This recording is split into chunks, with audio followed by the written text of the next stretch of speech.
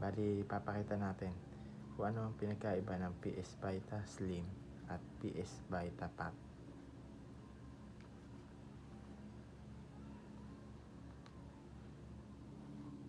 Ayan. Makikita nyo dito ang pinagkaiba nila. Si Vita Fat ay OLED display, mas maliwanag. Ayan. Mas maganda ang display, pero mas malakas siya kumonsumo ng battery, ng power ng battery. Ayan. At mas makapal din siya kumpara sa Slim. Ayan, at mas mabigat din siya kumpara sa PS Vita Slim na mas magaan. Tsaka mga port nila halos parehas naman, bali ang nagkaiba lang, si Slim isa lang ang kanyang slot ng cover, may takip siya. Bali ito si Vita Fat, meron siyang slot para sa cartridge, meron din siyang cable, charging port para sa data cable. Iba rin ang kanyang charging port, proprietary, bali sa kanila lang mismo yan, provide ni Sony.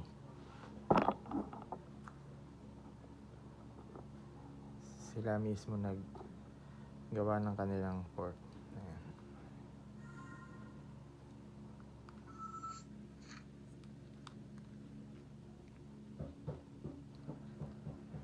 Pero halos parehas lang ang kanilang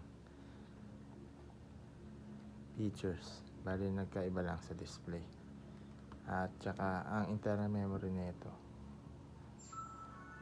wala siyang internal memory kumpara sa Slim. Meron siyang built-in 1 gig internal memory o ayan.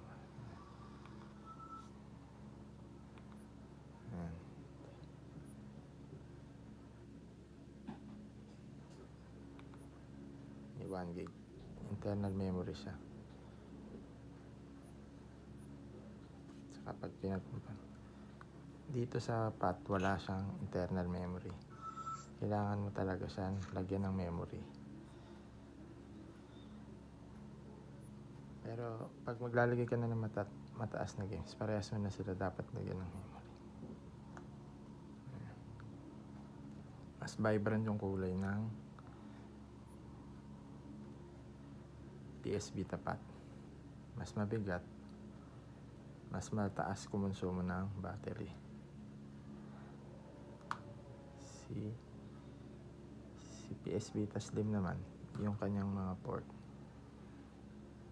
ito parehas sila ng audio jack, parehas ng positioning, bali nagkaiba sila ng style ng charging port. Bali ito si PS Vita Slim, micro USB na ang port niya, pwede yung gamitin yung mga ginagamit nyo sa cellphone, kaya hindi kayo mahirapan maghanap pag kunyari nalobat yung unit nyo. Ayan. Tsaka yung shape nya may pagka round, corner nya, round shape kumpara sa PS Vita Fat naman, meron siyang may kanto siya, may corner nya, mas makapal siya. Ang kakapal niya na rin yung PSP 1000, parang ganun halos yung niya, kasukat sila. Ayan siya. Bali ang kinaganda nitong Fat kasi yung version niya is meron siyang 3G na pwede kayo maglagay ng SIM card. Tsaka meron din siya yung chips niya dito, nakalagay dito. Yung nakahiwalay yung wifi niya, yung wifi chips siya, kaya merong mga may mga nilalagay doon na pwede mo siyang nasa loob na yung memory. Ayan. Bali, ang advantage nitong PAT sa Slim is yung screen niya. Mas vibrant yung kulay.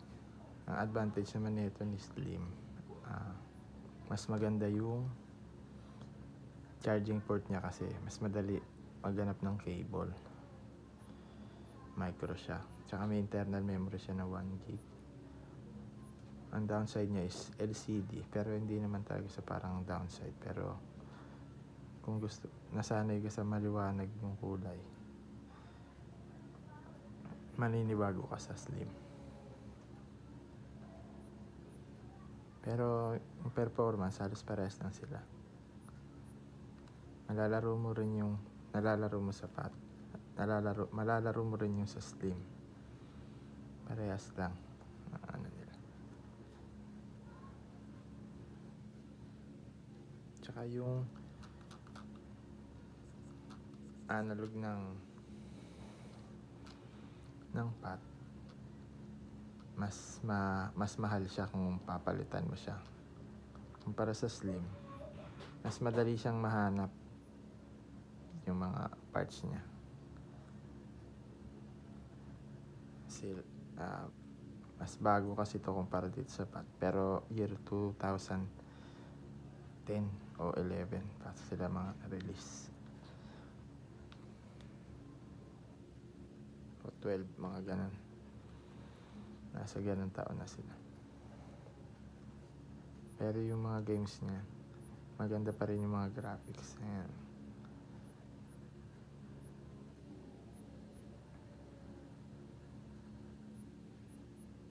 Ayan.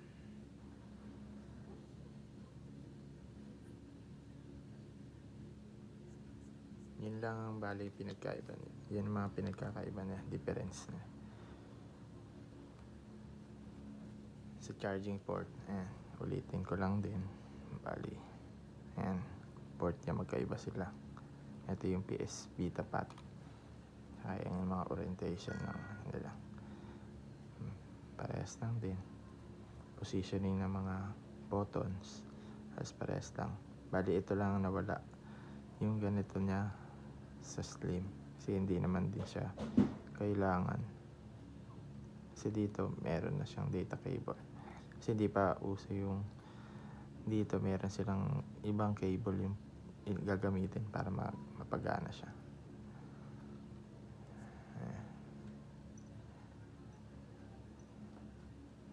Pero sa size, parehas lang sila ng screen size. Halos parehas lang. Ayan. Yun lang baling ano nito. Kinaiba ng PAT. Mas vibrant kasi OLED yung display niya compare dito sa PS Vita Slim na naka LCD lang siya. Pero pag nilaro mo naman siya, hindi mo na makikita yung pinagkaiba rin niya. Hindi ka naman tumitingin sa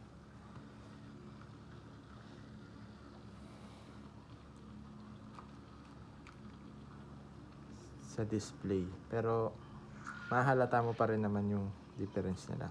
Na mas maliwanag talaga si OLED. Pero kasi merong mga gustong yung sa mismong laro lang sila.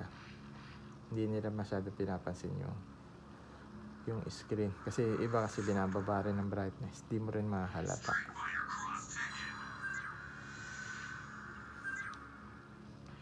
Kasi parang nagtitipid sila ng battery. Binababaan din nila yung brightness. Kaya pag hindi mo rin mapapansin din difference. Gaya nito, para makatipid ka ng battery, bababa mo yung brightness.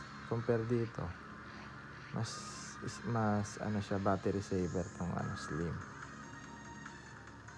Kasi mas vibrant yung kulay, mas mataas siya kumonsumo ng charge ng battery.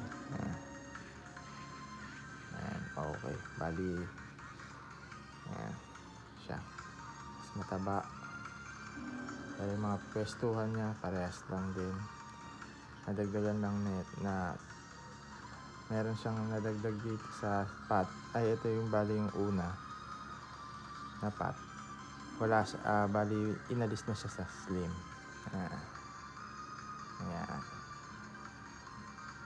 Mas manipis. Mas manipis siya. Ayan.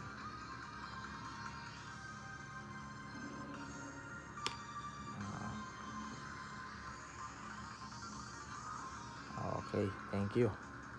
Pa-subscribe na lang po.